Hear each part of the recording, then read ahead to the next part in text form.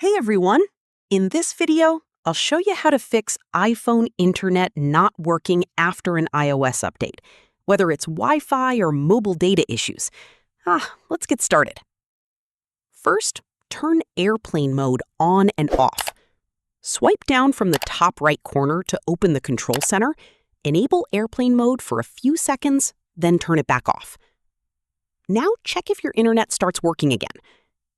If not, open the Settings app and tap on Wi-Fi. Disconnect from your current network and reconnect by entering the password again.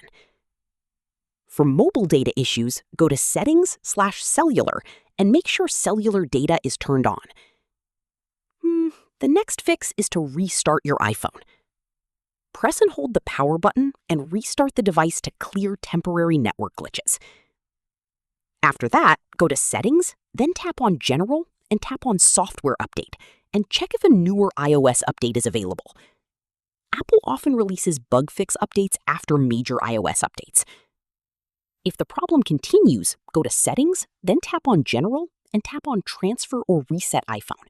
Tap on Reset, and tap on Reset Network Settings. This will reset Wi-Fi, mobile data, and Bluetooth settings, but won't delete your photos or apps.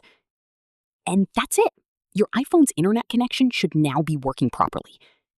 If this video helped you, don't forget to like and subscribe for more iPhone fixes, Wi-Fi troubleshooting, and iOS tutorials.